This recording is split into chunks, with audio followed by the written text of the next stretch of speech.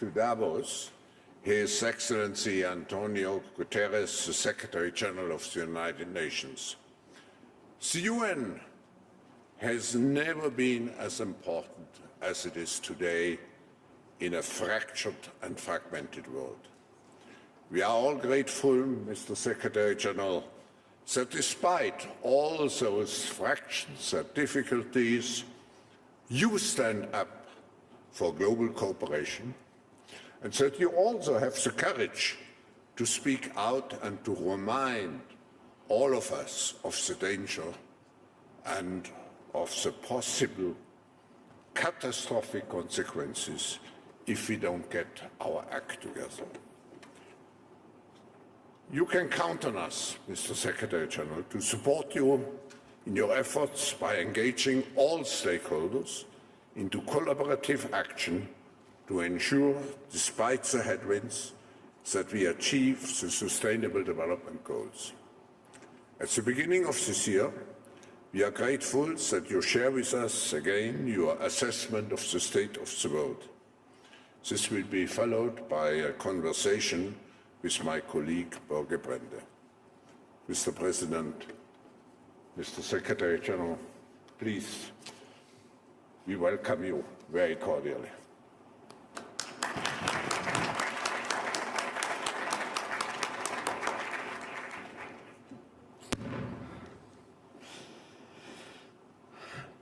Excellencies, dear friends, thank you very much for your welcome, and thank you, dear President Schwab, for your kind words. It is very good to be back in Davos and once again in person. Your team perfectly sets out the dilemma of today's world. We need cooperation, yet we face fragmentation. And I'm not here to sugarcoat the scale of that challenge or the sorry state of our world. We can't confront problems unless we look them squarely in the eye. And we are looking into the eye of a Category 5 hurricane. Our world is plagued by a perfect storm on a number of fronts. Start with the short term, a global economic crisis. The outlook, as we all know, is bleak. Many parts of the world face recession, and the entire world faces a slowdown. And we see deepening inequalities and the rapidly unfolding cost of living crisis affecting women and girls the most. Supply chain disruptions and an energy crunch, soaring prices, rising interest rates along with inflation, and debt levels pounding vulnerable countries. Add to all of that the lingering effects of the pandemic. COVID-19 is still straining economies with the world's failure to prepare for future pandemics. That failure is straining our credulity. Somehow, after all we have endured, we have not learned the global public health lessons of the pandemic. We are nowhere near ready for the pandemics to come. And to all that, another major and indeed existential challenge. We are flirting with climate disaster. Every week brings a new climate horror story. Greenhouse gas emissions are at record levels and growing. The commitment to limit global temperature rise to 1.5 degrees is nearly going up in smoke.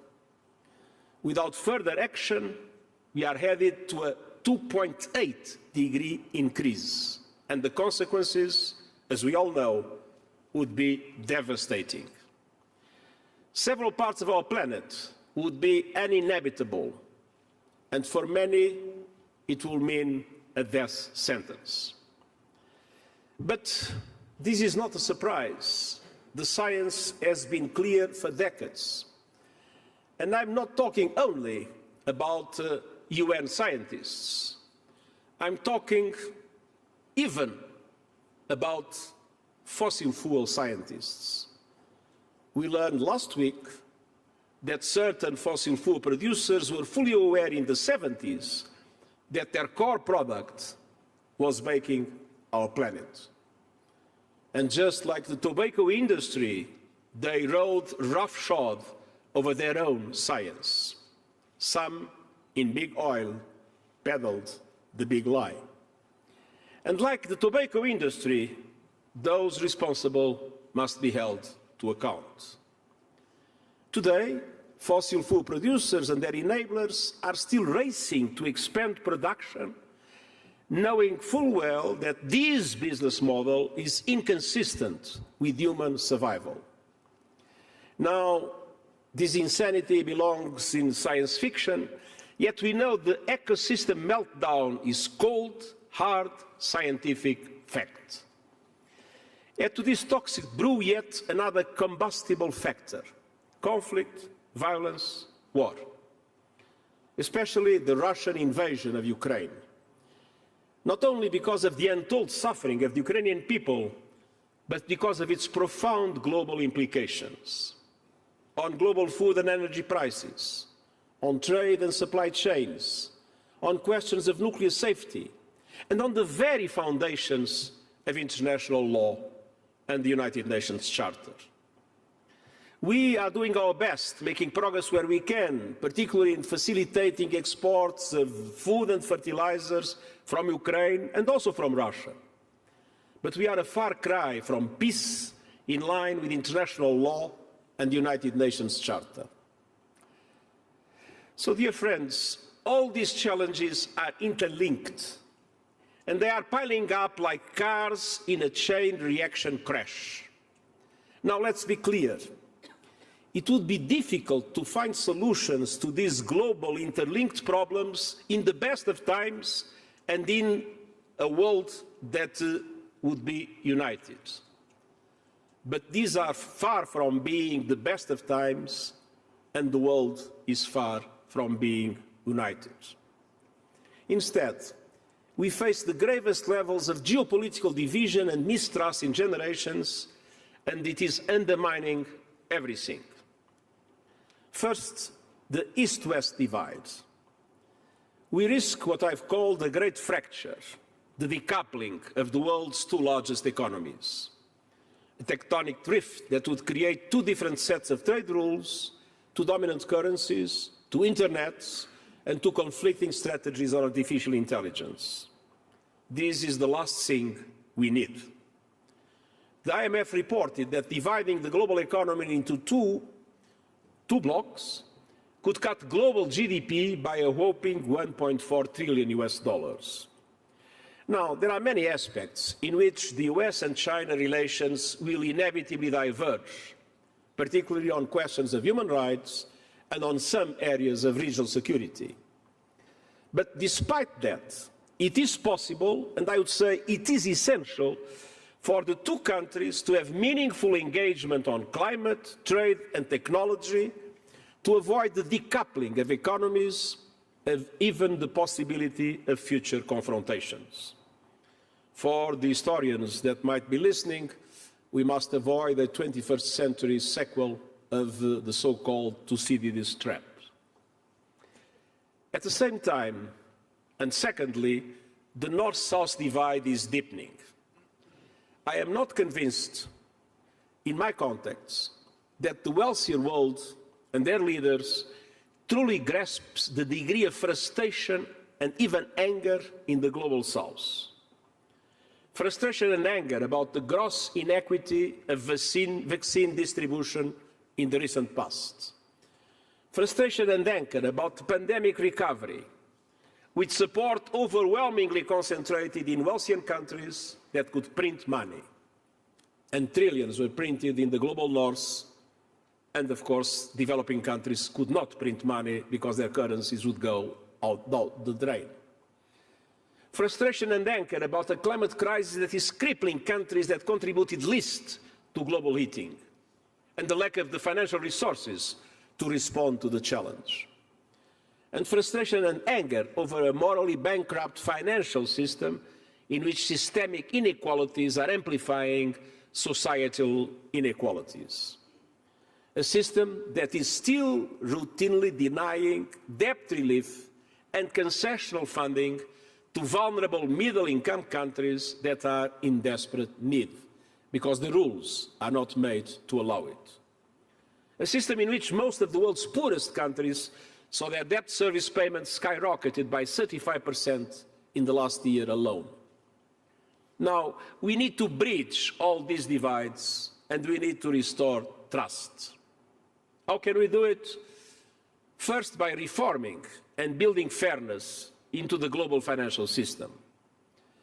Developing countries need access to finance to reduce poverty and hunger and advance the Sustainable Development Goals. I have urged the G20 to agree on a global SDG stimulus plan that would provide support to countries of the Global South, including the vulnerable middle-income ones. They need the necessary liquidity, debt relief and restructuring, as well as long-term lending to invest in sustainable development. In short, we need a new debt architecture. And multilateral development banks must change their business model. Beyond their own operations, that of course are very important, they must concentrating on multiplying their impact, leveraging massively private finance in a systematic way, providing guarantees, accepting to be first risk takers in coalitions of financial institutions to support developing countries. Without creating the conditions for massive inflow of private finance at reasonable cost to the developing world, there is simply no solution. International financial institutions are too small and the capacity to increase ODA is not to be seen in the short term. Then second, bridging divides and restoring trust means meaningful climate action and climate action now.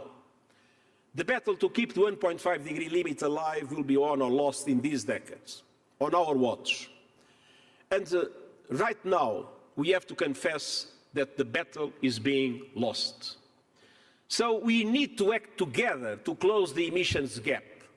And that means to phase out progressively coal and supercharge the renewable revolution, to end the addiction to fossil fuels and to stop our self-defeating war on nature. On the other hand, the developed world must finally deliver on its 100 billion climate finance commitment to support developing countries. Adaptation finance must be doubled, as it was promised in Sharm el-Sheikh. And the biggest emitters, namely the G20 countries, must unite around the Climate Solidarity Pact, in which they make extra efforts in the 2020s to keep the 1.5-degree limit alive. And it doesn't work if developed countries attribute responsibility to emerging economies and the emerging economies attribute responsibility to developed countries. They need to come together, to bring together all their capacities, financial and technological, with the developed ones providing financial and technical assistance to help the major emerging economies to accelerate their renewable energy transition. Because if they don't, we will not be able to reduce emissions at the level that is necessary to keep the 1.5-degree goal, I would say to keep the 2-degree goal alive. And our climate goals need the full engagement of the private sector. Now, the truth is that more and more businesses are making net zero commitments, but benchmarks and criteria are often dubious or murky. And this can mislead consumers, investors and regulators with false narratives. And it feeds a culture of climate misinformation and confusion, and leaves the door open to greenwashing. That's why we created an expert group on net zero emissions commitments. Recently, the group has issued a how-to guide for credible, accountable net zero pledges. And here at Davos, I call on all corporate leaders to act based on these guidelines, to put forward credible and transparent transition plans on how to achieve net zero and to submit those plans before the end of the year. Now, the transition to net zero must be grounded in real emissions cuts and not relying essentially on carbon credits or shadow markets. And finally, what is true about private sector engagement on climate applies across a range of challenges. And government action is critical, even if obviously it is not enough. we must find avenues to boost the private sector's ability to play its full role for good. And it must be recognized that in many ways, the private sector today is leading, but it is to a certain extent undermined by government action or the lack of government action. Governments need to create the adequate regulatory and stimulus environments to support the private sector instead of maintaining rules, subsidies and other forms of action that undermine the efforts of the private sector to move forward in climate action. And business models and practices must be reworked to advance the Sustainable Development Goals. Without creating the conditions for the massive engagement of the private sector, it will be impossible to move from the billions to trillions that is needed to achieve the SDGs. To lead the way, to expand economic opportunity for women, to ensure greater engagement and cooperation for vaccine equity, to achieve global food security, and for that, we need the cooperation of the private sector to keep Ukrainian and Russian food and fertilizer exports flowing and affordable. Even in the midst of the war, the insurance sector has helped support the movement of vessels from Ukraine and Russia. And we urgently need other private sector actors to engage, such as the banking sector, the traders, and the shippers. Across the spectrum of global challenges, we need private sector resourcefulness and cooperation to be able to advance in our common objectives of peace, of sustainable development, and of human rights. So, Excellencies and dear friends, there are no perfect solutions in a perfect storm, but we can work to control the damage and to seize the opportunities available. And now more than ever, it's time to forge the pathways to cooperation in our fragmented world, to adopt multilateral solutions, to bring trust to where trust is badly needed because the world cannot wait, and I thank you for your patience.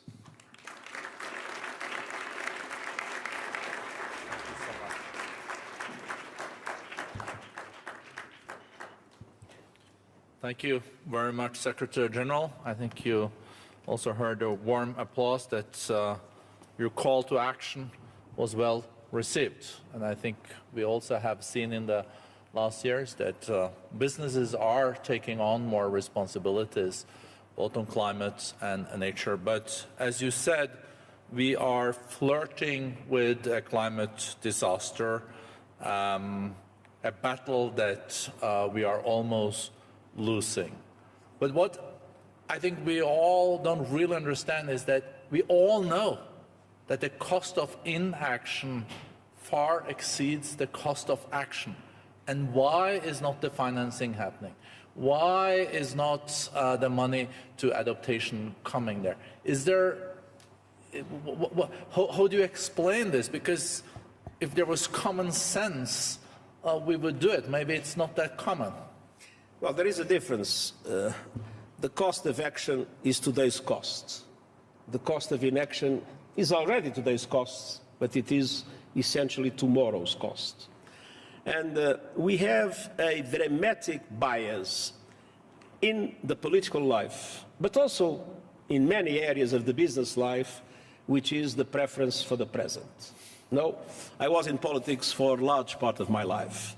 And I know how important it is for politicians to look at the polls, to see how things are going, to look at the next elections. And today in the world, most of the political choices that are made are still made with a short-term perspective and looking more at polls, future elections, political power struggles, and less on effectively solving problems. Let's be frank. And in the business community, there was a clear trend, which is now being mitigated, to look essentially into short-term objectives, to increase the value of shareholders. And to increase the value of shareholders is to bet on short-term measures to get short-term results and forget about the future, because the future we will see afterwards. So we badly need to change the mentality of decision makers in the public sector and in the private sector, And I would say it will be easier to do it in the private sector than in the public sector. But politicians need to understand, and sometimes we are faced with this kind of challenges. It is better to take today decisions that will eventually be not popular, but it will be essential to be able to shape the public opinion itself. My experience when I was in government is that when I was following the polls, I would have problems in the short term. And then when I was able to show leadership and go even to what was the prevailing trend of the opinion and take the decisions that were necessary to ensure the future of my country at the time, that in the end would pay. So my appeal to decision makers in the public and the private sector is don't look about what's going to happen to you tomorrow, look into what's going to happen to all of us in the future, and to be honest, it is already happening now. Thank you. And I think what we would hope for is that people that aspire to be leaders, both in business and in governments, also think about what kind of legacy they want to leave. And we need to create systems of stimulus that benefit long-term thinking, instead of the present systems that theoretically are conceived to benefit short-term results. And I guess this is very important. Social media is maybe not helping when it comes to incentivizing long-term thinking. No, I mean, we have in social media all kinds of things. We have fantastic contributions to social media for the most noble causes of humankind. And we have also the problems, in my opinion, of the business model of social media, in which, of course, the interest is to have as much interactions as possible and to reach as much people as possible. And as we know from traditional media, that what is news is not when a dog bites a man. What is news is when a man bites a dog.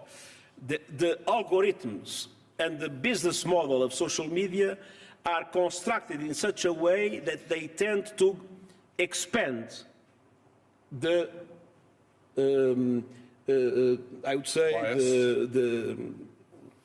the informations, the positions, the ideas that are more extreme, that are more controversial, that create more trouble. And so I think it's not a question of censorship that will solve the problem. The question is the business model needs to be redesigned, the algorithms need to be redesigned in order not to be based on evil to make profit. No, it's such a good point. You know, when we grew up and read the papers, the editor took the pride in everything being correct in the paper. And now there's no editing. It's up to the individual to then assess if this is true or not. Yes, but there is a responsibility of the platforms. I mean, one can argue if we have something, as you mentioned, in the media, and if someone is attacked in a way that is wrong, there is a possibility to go to the court. In social media, there is no responsibility. And I can understand the argument of social media platforms saying, well, this is put by people, so it's not our responsibility. But the truth is that the algorithms are made in such a way that they amplify in a preferential way a certain number of things. And when the algorithm amplifies, then there is, in my opinion, a responsibility, and there should be accountability, including through the legal system in relation to those situations. At least when false information, defamation, all other kinds of things are benefited, are not only just what someone puts, but are benefited by the way the algorithm amplifies that. That creates, in my opinion, a responsibility of the platform. No, thank you very much for that. Reflecting on the state of the world and listening to your very powerful speech, I was reflecting, have you ever in your career seen such a complex geopolitical and geoeconomic landscape? Let's be clear. I think we are in the worst situation I remember in my lifetime. I mean, I have not lived the Second World War. If I had lived the Second World War, what I'm saying now would not make sense. But I really think we are in the worst situation of my lifetime. First of all, the climate threat is coming to a point of no return. We are using 1.6 planets, and we have only one planet to use. And the climate and the biodiversity issues have lost attraction for political decision makers. Everybody is concentrated now on the war in Ukraine, on the cost of living and other aspects, and there is a lack of the sense of urgency in relation to climate. And the question of climate, together with the question of biodiversity, is an existential threat that today is very close to a tipping point that makes catastrophes totally irreversible. And that would not be the case 10 or 20 years ago. We still had much more time to act, and we have not used that time to act sufficiently. So now we are on the verge of the irreversible changes that will completely undermine the future of the life in the planet as we today see it. Second, the geopolitical divide is different from what it was during the Cold War. The Cold War was easier because we had two blocks, and those two blocks had clear rules of engagement. They would create as much trouble as possible to the other bloc, but they had mechanisms to guarantee that if the trouble would become a threat to the two blocs themselves, they would stop whatever was happening by proxy anywhere in the world. Those mechanisms that were particularly relevant in relation to the nuclear disarmament and to the nuclear control mechanisms, those mechanisms have lost existence or lost capacity. People got used to the 90s, to the beginning of the 20th century, to the idea of the end of history, and there is no more a risk of a global confrontation. And so the confrontations today are more dangerous because there are less mechanisms to make sure that they do not get out of control. And this is what, for me, is worrying. On the other hand, in the two blocs, we had a total decoupling. But the total decoupling that existed with the two blocs was in a completely different global economic situation. This was before the great globalization surge. The great globalization surge was in the 90s. And now we leave the global globalization surge. Our economies became completely interlinked, north and south, east and west. And now there is a new divide that is coming with the risk of decoupling that I mentioned. And I think it is absolutely crucial that independently of the difference that exists, we are facing two cultural systems, two ideological systems, two historic memories, two political systems in many aspects, but we can't afford not to have the United States and its allies and China having a serious discussion on the questions relating to climate, to trade and to technology, and to find the forms of cooperation or regulation that are necessary to avoid a decoupling that would be a disaster of the global economy and to avoid the risks of future confrontations. Because today we start to quarrel about the economic things, being it semiconductors, access or other of this nature, and tomorrow you might be quarreling about more serious issues because there are some irritating factors that are there on the ground, some geopolitical problems that are not solved in the region. We have the Taiwan question, we have others. So it is absolutely essential, first of all, to be careful in controlling the risky situations and at the same time to establish mechanisms that rescue our global economy. Talking about decoupling, and you also mentioned it in your speech, Secretary General, if there is a full decoupling, it will shave off a lot of growth, and we will lose out on prosperity, there will be more poverty. But don't you foresee, if there is decoupling, that could be just for like 10% of the goods. It could be related to national security, semiconductors, some technologies. And if you then can continue to trade on 90% of the goods, we're much better off. I think what you're addressing is that a full decoupling will be a catastrophe. That's what we are seeing. What you said is what we are seeing now. I mean, as far as I understand, the trade between China and the US is growing. And the decoupling that is being tried is essentially in relation to technology. And we know the semiconductor situation. China still has a huge dependency on semiconductors, especially the semiconductors of the, I would say, more sophisticated dimension. They essentially are produced by Taiwan at the present moment, most of them. So there has been some attempts to limit the access of China to these kind of semiconductors, and also to the machines that produce them. And the biggest producer is the Netherlands. And the Netherlands are reacting because they would like to keep their market, which is perfectly understandable. So for the moment, this is limited to certain areas of technology. The problem is that these areas of technology will shape the future economy. And so the risk is that if there is not a serious negotiation in relation to trade and technology, and I believe that serious negotiation is still possible, if there is no serious negotiation in relation to these areas, we might have consequences in the future when the areas that are now relatively minor in the global economy will probably become the central aspects of the future global economy that will be much more technological based than the present one.